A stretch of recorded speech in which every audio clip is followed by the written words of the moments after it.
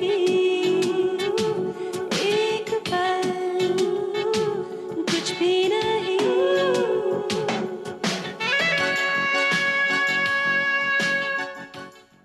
केशव की मौत के बारे में जानकारी मिला है, जितना जल्दी हो सके उतना जल्दी आओ। ठीक है, एज अर्ली एज पॉसिबल मैं मिलान पहुंचने की कोशिश करूंगा।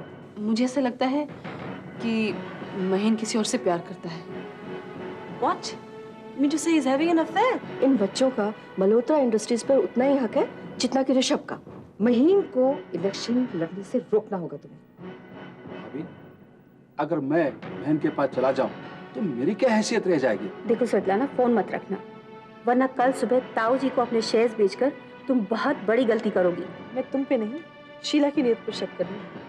तुम आजकल की इन लड़कियों को जानते नहीं।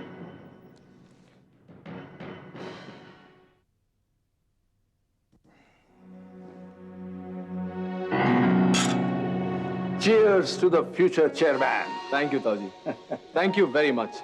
अगर आप नहीं होते तो मैं आपके इस एहसान के लिए जिंदगी भर शुक्रगुजार रहूंगा। Don't be silly. तुम्हें मेरा शुक्रिया अदा करने की क्या जरूरत है? कंपनी पर तुम्हारा हक है और चेयरमैन तो तुम्हीं को बनना चाहिए। Thank you. अरे हाँ, बिफोर आई फॉरगेट, ये आपके लिए। क्या है इसमें? पैसा। आपने अपना वादा पूरा किया, मैं अपना वादा पूरा कर रहा हूँ। अरे इतनी जल्दी क्या है, आराम से पैसे दे सकते थे। नहीं ताऊ जी, मैंने आपसे पहले ही कहा था, जिस दिन आप स्वेताना से शेयर्स खरीदने में कामयाब हो जाएंगे उसी दिन मैं सारी रकम आपको लाकर दे दूंगा। लेकिन बेटे, स्वेतलाना के शेयर्स तो मेरे हाथ में आए नहीं हैं। अरे नहीं आए तो आ जाएंगे, कल सवेरे तक तो आ ही जाएंगे ना। सो तो है। ऑनेस्टली ताऊ जी, आप स्वेताना को इतनी आसानी से बेवकूफ बना लेंगे इसका मुझे अंदाजा नहीं था। उल्टा मुझे तो ऐसा लगा था कि जब आप स्वेताना के पास से शेयर्स खरीदने जाएंगे उसे यह मालूम पड़ जाएगा कि आप मेरे लिए शेयर्स खरीदने गए हैं। लेकिन वो भी औरों की तरह यही समझती है कि मैं महीन के लिए शेयर्स खरीद रहा हूं। बिल्कुल।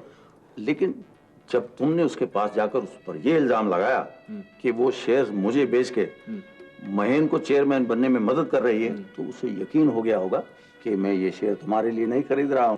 एग्जैक्टली। बेवकूफ औरत खुद को बहुत स्मार्ट समझती है, बहुत अक्लमंद समझती है खुद को।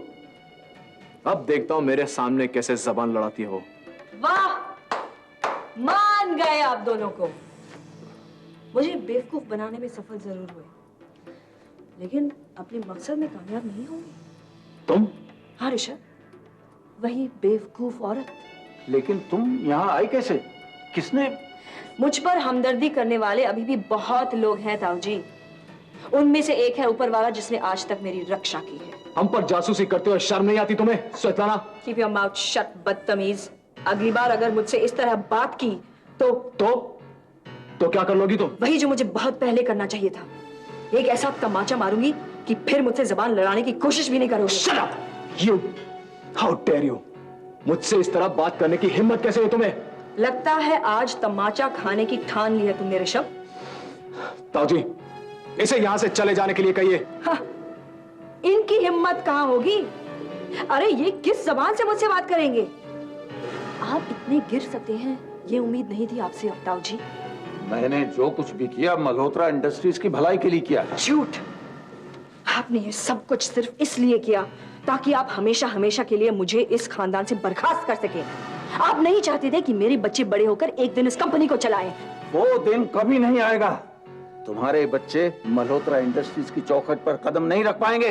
ताऊ जी, एक दिन मेरे बच्चे इस कंपनी को चलाएंगे क्योंकि वो इस खानदान के सदस्य हैं। इम्पॉसिबल, ऐसा कभी नहीं हो सकता। ये मत भूलो ऋषभ कि मेरे बच्चे केशव मल्होत्रा के बच्चे हैं और उनके नाम के साथ मल्होत्रा का नाम हमेशा के लिए जुड़ा रहेगा। उससे कुछ नहीं होता स्वेतलाना।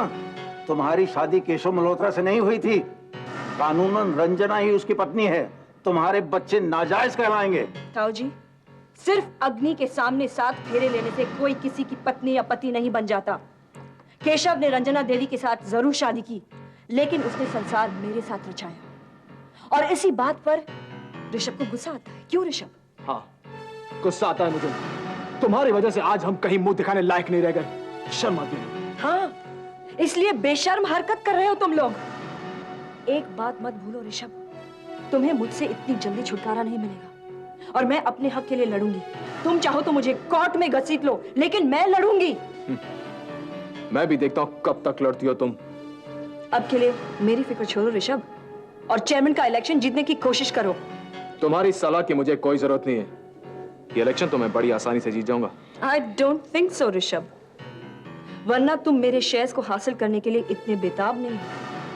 और मैं ये भी जानती हूँ कि इस इलेक्शन में मेरे वोट्स बहुत अहम साबित होंगे। मैं तुम्हें इस हरकत के लिए कभी माफ नहीं करूंगी ऋषभ।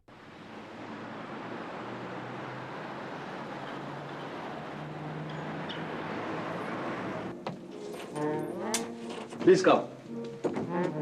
Oh, nice. इंडियन है? Very much Indian. मैं भी इंडियन हूँ। मेरा नाम अल्बर्टोली है। Albertoli. It sounds very much like Italian. Actually क्या है, मेरा नाम अल्बर्ट है। यहाँ सब लोग मुझे अल्बर्टोली बुला लेते हैं। क्या है, इटली में एक स्पेशलिटी है, वो और ली को जोड़ देते हैं हमेशा, तो मैं अल्बर्ट से अल्बर्टोली हो गया। बाय द वे, आप हैं mister? I'm Rao. Sudhakar Rao. It's a pleasure to meet you, sir. Same. मैं यहाँ मिलन में टैक्सी चला लेता हूँ और मैनेजमेंट जब भी कोई इंडियन आ लेता है तो मुझे भेज देता हूँ। That's right. आप ज्यादा देर रुकने वाला नहीं है लगता है। Yeah, बस 2 या 3 दिन।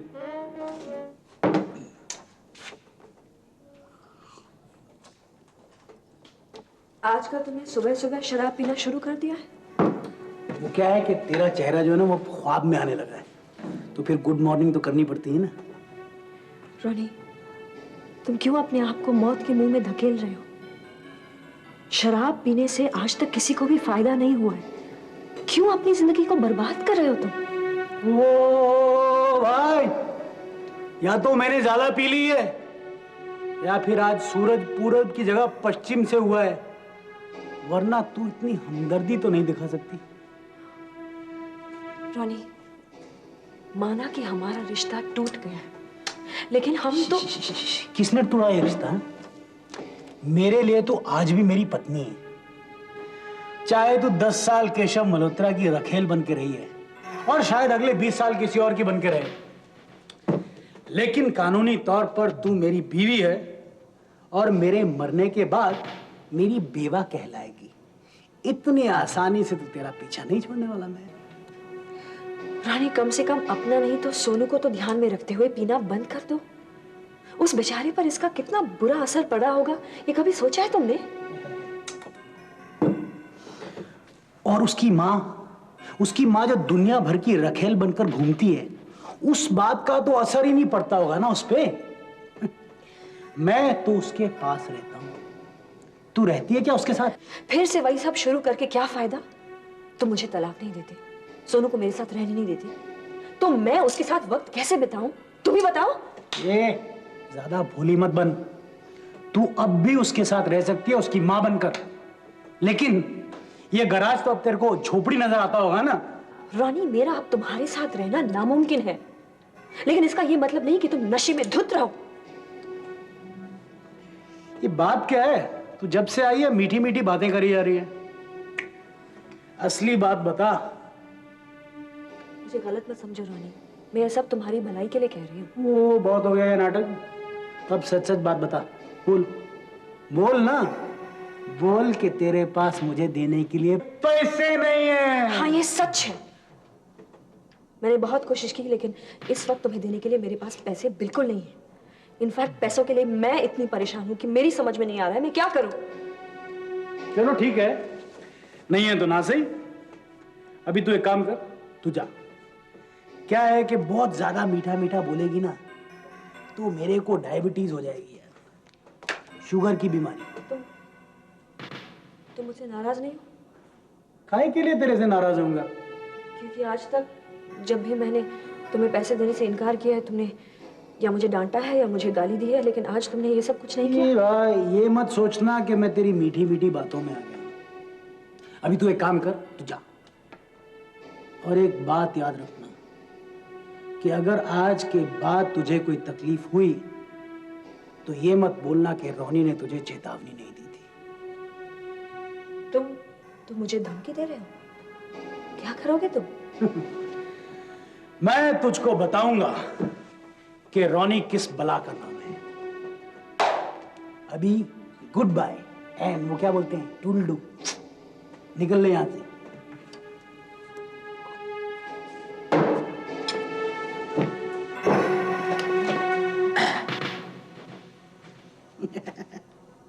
सर आपको अगर मिलनकस घूमने हो तो मुझे बता दीजिए, मैं आपको घुमा दूंगा। Thank you very much. क्योंकि आपको मिलन के शहर काल में मुझे बहुत खुशी होगी।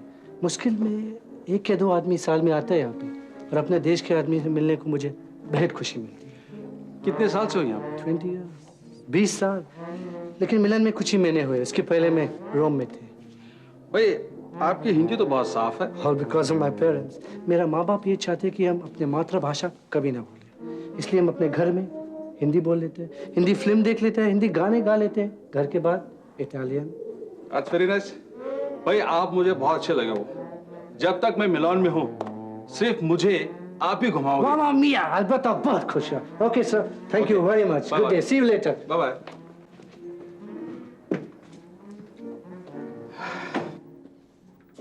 ओह वाह स्वेताना, भाई काफी अच्छे डिजाइन बना लेती हो तुम। तुम्हें यहाँ आने की इजाजत किसने दी ऋषभ? इजाजत? मैडम, मेरा नाम ऋषभ मल्होत्रा है, और ऋषभ मल्होत्रा जहां भी जाता है वहां के दरवाजे खुद ब खुद उसके लिए खुल जाते हैं। उसे किसी की इजाजत लेने की जरूरत नहीं पड़ती। आइंदा तुम्हें लेनी पड़ेगी, क्योंकि ये मेरा ऑफिस है और मल्होत्रा इंडस्ट्रीज नहीं, समझे? मेरा ऑफिस।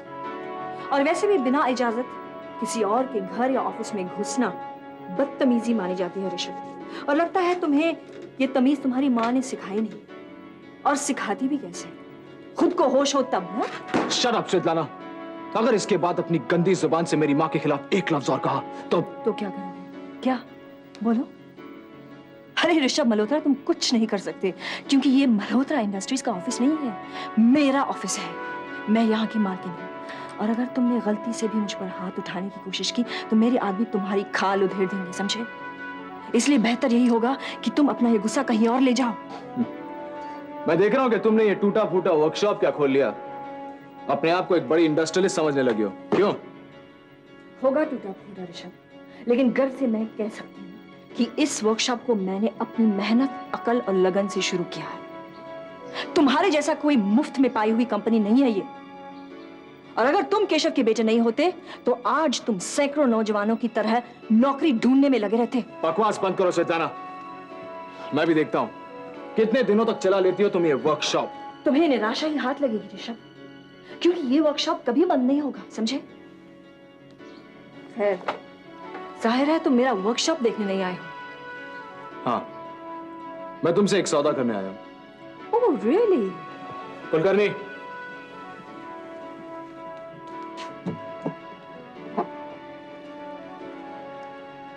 ये तुम्हारे लिए। क्या है इसमें? पैसा, 20 लाख रुपया। मैं चाहता हूं कि तुम ये पैसा रख लो और इसके एवज में एनुअल जनरल मीटिंग में ना आओ। वाह, पहले मेधा को भेजा मुझसे शेयर्स खरीदने के लिए, और फिर ताऊजी की आड़ में मुझसे शेयर्स खरीदने की कोशिश की, और अब ये लग रहा है कि तुम चेयरमैन बनने के लिए बहुत डेस्परेट हो गए ऋषभ। स्वेताना, अगर तुम्हें ये पैसा कम लग रहा है तो मैं और देने के लिए तैयार हूं। तुम सिर्फ 10 दिनों के लिए ये शहर छोड़कर चली जाओ।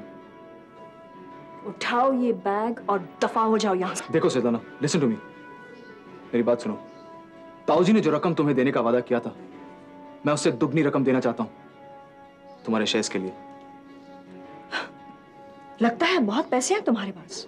मल्होत्रा इंडस्ट्रीज वाकई बहुत अच्छी तरह चल रही है, और अगर ऐसा हो तो मुझे ये शेयर्स बेचने ही नहीं चाहिए। क्यों? कम ऑन यार स्वेताना, मजाक मत करो, मैं सीरियस हूं। And I am also dead serious Rishabh. मैं ये शेयर्स नहीं बेचूंगी। एक बात की गांठ बांध लो ऋषभ, मैं भले रास्ते पर आ जाऊं और मेरे बच्चे भूख से मर रहे हों, फिर भी मैं ये शेयर्स हरगिज नहीं बेचूंगी। देखो स्वेताना, मैंने तुम्हें एक फेयर ऑफर दी है। इस ऑफर पर आकर तुम एक बहुत बड़ी भूल कर रही हो। मेरी बात मान लो, जितनी रकम चाहे ले लो और तुम्हारे शेयर्स मेरे हवाले कर दो। भीख मांग रहे हो ऋषभ, तो ढंग से मांगना सीखो, या फिर फुटपाथ पर किसी भिखारी को भीख मांगते देखो और उससे कुछ सीखो। भीख सर झुकाए और नीची आवाज में मांगते हैं, समझे? अपनी जबान को लगाम दो स्वेताना। खैर मनाओ कि यह बात तुमने अपनी वर्कशॉप में कही, इसलिए मैं चुप रहा, वरना जाओ ऋषभ जाओ, और एक गीदड़ भभकी किसी और को सुनाओ। And now please if you excuse me, मुझे बहुत काम है। देखो सितारा, लिसन टू मी। मैं आखिरी बार तुमसे ये पूछना चाहता हूं, तुम अपने शेयर्स मुझे बेचोगी या नहीं? वेट, जल्दबाजी की कोई जरूरत नहीं है। ये पैसे यहीं पड़े हैं, मैं तुम्हें 2 दिन की मोहलत देता हूं, सोच के बताओ। ऋषभ, मैंने एक बार कह दिया है, अब ये बैग लेकर यहां से दफा हो जाओ। स्वेताना, देखो तुम तुम्हारी सारी जिंदगी मेहनत मजदूरी करके इतना पैसा नहीं कमा पाओगी। मेरी बात मान लो और ये पैसा रख लो। थैंक यू, लेकिन मैं तुम्हें एक सलाह दूं ऋषभ, मुझसे शेयर्स खरीदने की कोशिश के बजाय क्यों ना तुम यही मेहनत महीन को इलेक्शन न लड़ने की कोशिश में डालते, हो सकता है तुम कामयाब होगे। मुझे नसीहत देने की जरूरत नहीं है। इलेक्शन में मुझे क्या करना है और क्या नहीं, ये मैं अच्छी तरह से जानता हूं। Kulkarni, yes sir. ये बैग ले जाओ। Thank God. स्वेताना, आज तो मैं जा रहा हूं, लेकिन तुम ये मत समझना कि तुमने ये लड़ाई जीत ली। मुझे ठुकराकर तुमने एक बहुत ही छोटी सी लड़ाई जीती है, लेकिन ये जंग मैं ही जीतूंगा। और जिस दिन मैं चेयरमैन बन गया, मैं तुम्हें अपने शेयर्स बेचने पर मजबूर कर दूंगा। You understand? Good bye.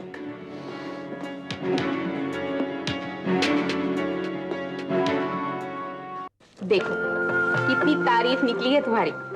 Isn't it wonderful? मैंने तो कभी सोचा भी नहीं था कि इस तरह के रिपोर्ट्स मिलेंगे हमें। वाकई एक्सीलेंट वर्क। अब देखना तुम, सिर्फ इन रिपोर्ट्स के बेसिस पे दूसरे सारे अखबार और मैगजीन्स के जर्नलिस्ट तुम्हारी इंटरव्यू लेना चाहेंगे। शीला, मैं तो समझ रहा था कि तुमने सारे अखबार वाले और मैगजीन्स के जर्नलिस्ट को बुलाया। ऑफ कोर्स नॉट, मैंने तो सिर्फ गिने चुने पेपर्स और मैगजीन्स के जर्नलिस्ट को बुलाया था, क्योंकि मैं जानती थी कि अगर इन लोगों ने तुम्हारे लिए अच्छे रिपोर्ट्स लिख दिए तो बाकी सारे जर्नलिस्ट तुम्हारे पीछे दुम हिलाते चले आएंगे इंटरव्यू लेने। अगर इन्हें साधारण तौर पर राइटिंग के लिए बुलाते ना तो 1000 नखड़े दिखाते। समझ में नहीं आता शीला, ये जर्नलिस्ट ऐसा करते क्यों है? हर कोई इंपॉर्टेंस चाहता है महीन, चाहे वो एडिटर हो या साधारण सा जर्नलिस्ट। और इस प्रेस कॉन्फ्रेंस से तुम्हें एक और फायदा हुआ है। जानता हूं, जिस तरह से ऋषभ की बदनामी हुई है उसकी मां रंजना देवी के कारण, it was a complete surprise. इसके लिए तो तुम्हें दाग देनी पड़ेगी। I was really surprised. तुमने मुझे बताया नहीं कि तुम भाभी को प्रेस कॉन्फ्रेंस में बुलाने वाली हो। इफेक्ट के लिए महीन? मैं कुछ समझा नहीं। जर्नलिस्ट बहुत शार्प होते हैं महीन। रंजना देवी को वहां देखकर और उनकी गालियां सुनकर तुम्हारे चेहरे पे जो एक्सप्रेशंस आए थे ना, वो बिल्कुल सच्चे और जेन्युइन थे। लेकिन अगर मैं तुम्हें पहले से बता देती कि ये सब तमाशा होने वाला है तो शायद तुम उस तरह से रिएक्ट नहीं करते और जर्नलिस्ट को पता चल जाता। फैबुलस शीला, इस तरह की बातें मेरे दिमाग में क्यों नहीं आती? कैसे सोच लेती हो तुम ये सब? सालों का तजुर्बा है मुझे, और फिर थोड़ा बहुत साइकोलॉजी भी जानती हूँ। कौन किस तरह बिहेव करेगा जान लेती हूँ पहले से। Really? अच्छा, मुझे ये बताओ, मैं किस किस्म का आदमी हूँ? छोड़ो भी, फिर कभी। नहीं, अभी इसी वक्त तुम मुझे बताओ मैं किस तरह का आदमी हूँ, प्लीज कम ऑन। अच्छा बताती हूँ। दिखने में तो तुम बहुत ही हंसमुख और खुश नजर आते हो, लेकिन तुम हो नहीं। तुम बहुत ही कड़वे हो। तुम्हारे अंदर एक कड़वाहट भरी हुई है जिसे तुम सालों से दबा कर रखे हुए हो। इसे निकाल डालो महीन, वरना ये तुम्हारे लिए बहुत घातक सिद्ध होगी। कैसे जान लिया तुमने ये? तुम एक खुली किताब की तरह हो महीन। इतने भोले भाले हो, इतने सीधे हो। It's really unbelievable. जी चाहता है तुम्हें इस बेदर्द और जालिम दुनिया से बचा कर रखूं, ताकि तुम्हें और चोट ना खानी पड़े। सच कह रही हो तुम शीला।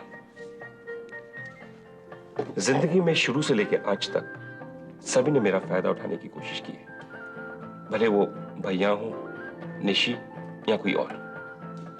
किसी ने मेरे जज्बातों की कदर नहीं की, हमेशा मुझे नीचा दिखलाना चाहा, बल्कि मेरे माथे पर नाकामयाबी का एक लेबल सा चिपका दिया है।